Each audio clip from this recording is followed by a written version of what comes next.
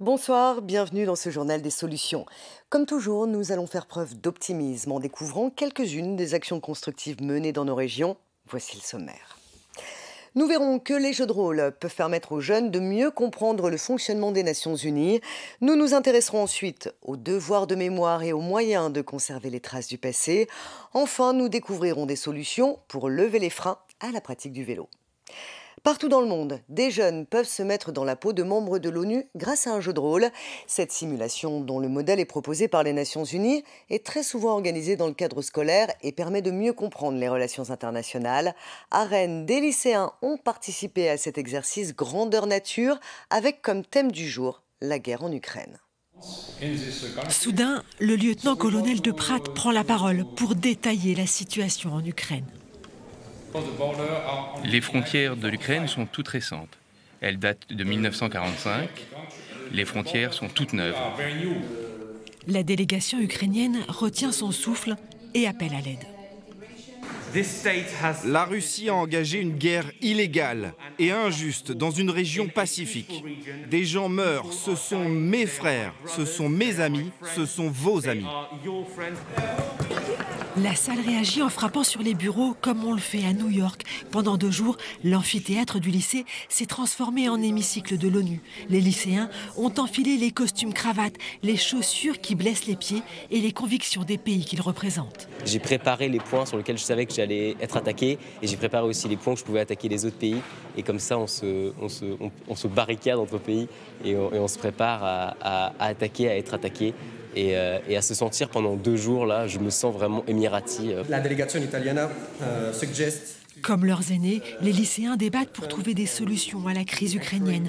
Ils s'invectivent ou nouent des alliances à base de petits mots. Les petits papiers, c'est des messages que s'échangent les pays entre eux, étant donné qu'ils n'ont pas le droit de parler directement l'un à l'autre. Mon rôle, c'est de faire l'intermédiaire, et comme ça permet d'échanger pour faire des éventuelles alliances. Tous se prêtent au jeu, apprennent à prendre la parole, à défendre leurs idées et deviennent citoyens. Ça nous fait quand même comprendre mieux les grandes instances qui régissent un peu notre monde et que ce n'est pas simplement quelque chose de lointain avec des technocrates qui prennent des décisions. Les lycéens ont voté des résolutions pour accueillir les réfugiés et faire cesser la guerre.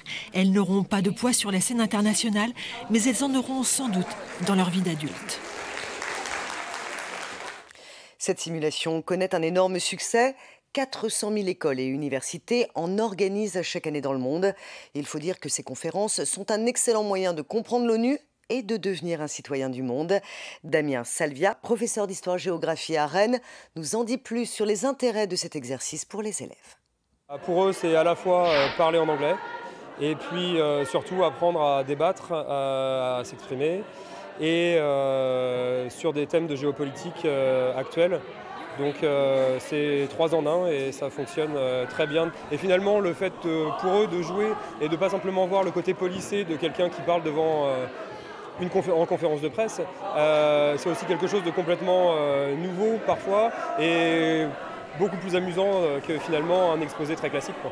Mais oui, leur permettre de sentir à la fois qu'il y a des intérêts divergents, que les décisions sont prises par des acteurs et que des acteurs, c'est des vrais gens qui ont des intérêts particuliers, leur permettra derrière d'être aussi des citoyens plus actifs et mieux renseignés certainement.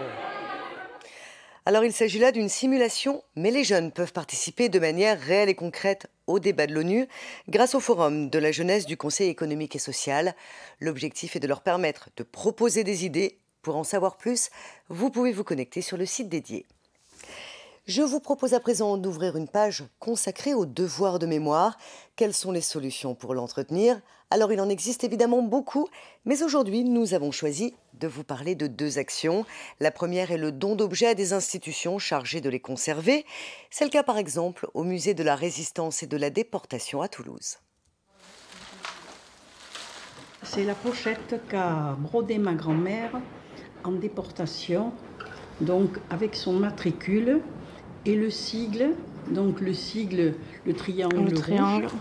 Derrière ce petit bout de tissu, c'est toute l'histoire d'une famille de résistants qui sommeille. Leur nom de résistance, c'était Ourson et Oursonne. Les grands-parents de Dorlane Montgelard sont déportés vers les camps de concentration en 1943. Aujourd'hui, elle transmet cet objet si précieux pour une meilleure conservation.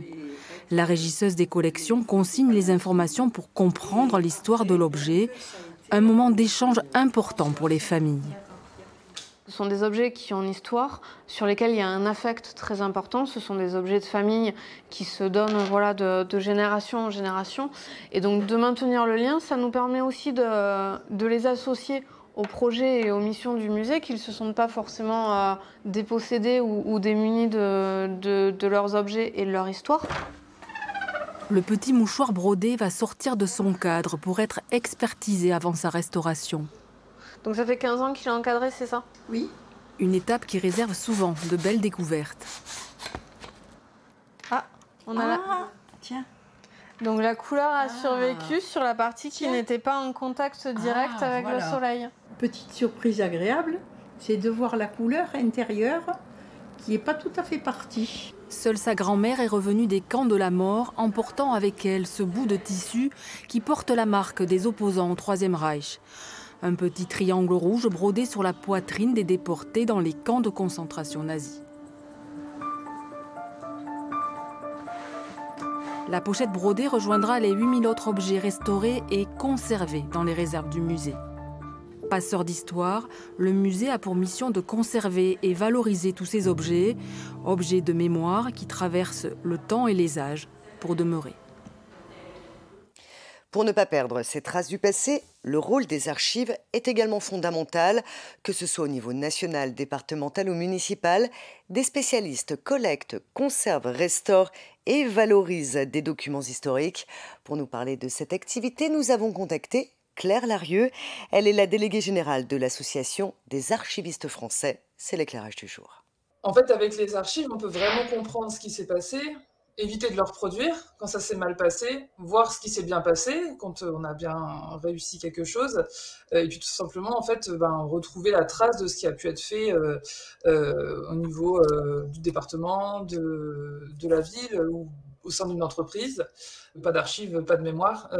Et puis là, on le voit actuellement avec le conflit en Ukraine. En fait, quand un pays s'attaque à un autre, une des premières choses qu'il fait, c'est détruire ses archives, parce que c'est détruire en fait, les sources de sa mémoire, de son droit aussi, et la trace de son existence en tant que civilisation aussi.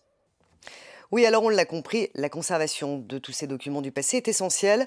Seulement voilà, les archivistes ont un nouveau défi à relever. Vous allez comprendre pourquoi. On retrouve Claire Larieux. Alors, le grand défi, je pense que c'est la conservation des documents électroniques, en fait. Puisque aujourd'hui, on sait très bien conserver un parchemin pour faire classiquement, mais qu'il est beaucoup plus difficile d'assurer la conservation pérenne dans le temps d'un CD-ROM ou de documents produits nativement sur un ordinateur. Donc je pense que ça va être le grand défi d'aujourd'hui. Voilà, et puis notez que l'Association des archivistes français lance une grande opération. Il s'agit du mois de l'engagement. Dès la semaine prochaine et durant tout le mois de mai, de nombreuses manifestations, comme des ateliers, des expositions ou encore des journées portes ouvertes auront lieu partout en France.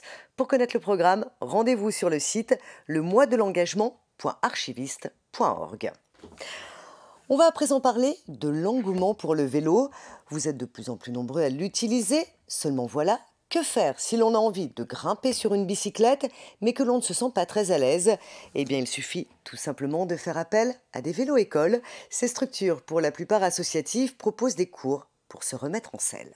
Pour vérifier s'ils sont efficaces, j'appuie bien fort sur les deux freins et je vais essayer d'avancer. Réglage des freins, hauteur de la selle, gonflage des pneus, c'est la première étape avant de partir contrôler son vélo. C'est bon pour tout le monde? Eh bien, en selle. Pour remonter en selle, la session commence par un parcours dans un environnement sécurisé.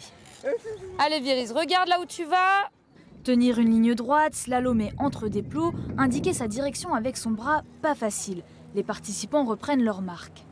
C'était assez difficile pour moi, oui, parce que j'ai pas encore maîtrisé les vitesses, le guidon, tout ça. Allez, tourne bien la tête, Viris, pour que ce soit plus facile de tourner. Il y a certaines personnes qui viennent nous voir qui pensent que jamais elles arriveront à faire du vélo, à monter sur un vélo, et parfois à la fin de la séance, elles arrivent à pédaler. Donc pour elles, c'est magique. Elles ont un sourire jusque-là, les larmes aux yeux, parce qu'elles accèdent à un rêve qu'elles pensaient inatteignable. Mais pour le moment, rouler en ville au milieu de la circulation demande toujours beaucoup de concentration. Le trafic impressionne. Petit coup d'œil à gauche, voilà, on vérifie et on s'engage. Pour Viryse, c'est plus qu'un loisir, elle a un projet professionnel de livraison à vélo. Je suis vraiment contente parce que j'avais peur. J'appréhendais rouler en ville et on a fait des séances, plus la séance de vélo cargo. Et donc je serai prête pour aller vendre sur le marché ou faire la livraison. Certains n'étaient jamais montés sur un vélo.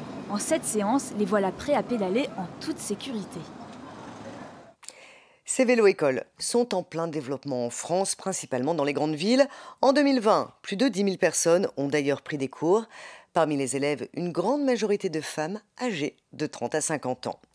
Et puis que faire si son vélo tombe en panne? Eh bien, on le fait réparer, oui, ça semble évident.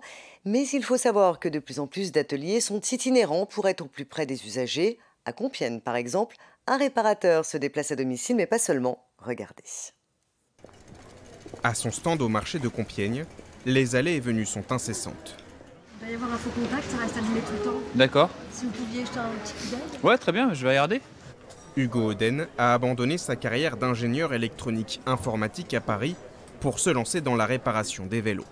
Je fais le tour complet du vélo, je vois ce qui est à réparer, j'en parle aux clients et puis après on choisit ensemble de ce qu'on répare ou pas. Parce que voilà, ça dépend, tout n'est pas forcément obligatoire à réparer. Chaque samedi matin, l'homme de 38 ans est présent sur le marché. Un moyen pour lui de se faire connaître d'une nouvelle clientèle. En fait, l'électrification, le kit, il peut se mettre à différents endroits. Il peut se mettre soit dans la roue arrière, soit sous le pédalier, ou soit dans la roue avant. En fait, ça va dépendre du type de vélo. Ça fait quelques temps que je réfléchis à électriser mon vélo. Donc voilà, je dis c'est peut-être l'occasion. Depuis près d'un an, Hugo réalise des réparations à domicile à Compiègne et ses environs. L'entrepreneur honore jusqu'à 10 rendez-vous par semaine. Alors il a lancé une cagnotte en ligne pour financer l'achat d'un vélo plus pratique, un cargo électrique. En attendant d'être mieux équipé, Hugo espère multiplier les clients de proximité, certains accessibles à quelques pas. Ça y est, je vous ai changé le phare arrière. Génial. Du coup, il y a un petit bouton là. Ok. Hop. Ah, super. Enfin, autre solution pour entretenir son vélo, les repair cafés. C'est un bon plan puisque dans ces ateliers, des spécialistes bénévoles vous aident à faire les petites réparations. Alors pour connaître le repair café le plus proche de chez vous, un site internet est à votre disposition. C'est la fin de ce journal des solutions. Tout de suite, vos éditions de proximité, suivies de l'édition régionale. Très belle soirée sur France 3.